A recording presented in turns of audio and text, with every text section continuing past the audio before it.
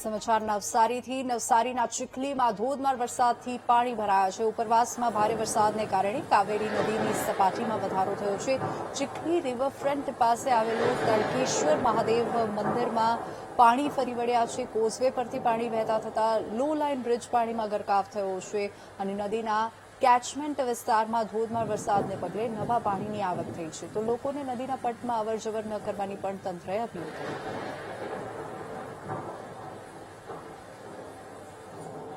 તો આ તરફ નવસારીમાં વહેલી સવારથી અવિરત વરસાદ વરસી રહ્યો છે। ભારે વરસાદને લઈને નવસારીના નીચાણવાળા વિસ્તારમાં પાણી ભરાયા છે અને લુન્સીકુઈ વિસ્તારની સોસાયટીમાં પાણી ભરાયા છે।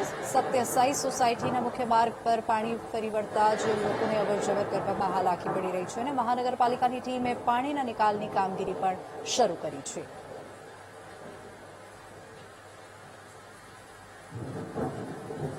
નવસારી મહાનગરપાલિકા આજે ત્રણ દિવસથી સતત વરસાદ વરસી રહ્યો છે। એના કારણે આજે પાણી થોડોક ભરાવ થયો છે। અમારી મહાનગરપાલિકાની ટીમ આવી ગઈ છે અને પાણીના નિકાલ માટે જે બી કરવું પડે તે તૈયાર છે।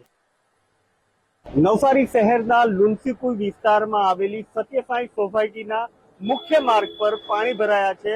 આજે સવારથી જ વરસાદ વરસ્યો હતો, જેની સીધી અસર આ સત્યસાઈ સોસાયટીમાં પડી છે અને અહીંના સ્થાનિક લોકોએ જો અવરજવર કરવી હોય તો દશેરા ટેકરીનો સહારો લેવો પડતો હોય છે।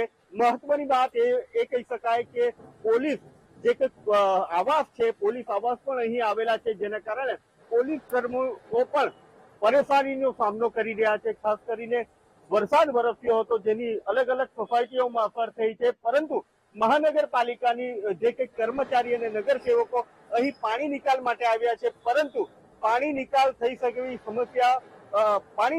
શકે એવી કોઈ વ્યવસ્થા ન હોવાના કારણે અહીં પણ મુશ્કેલીનો સામનો કરવો જ રહ્યો।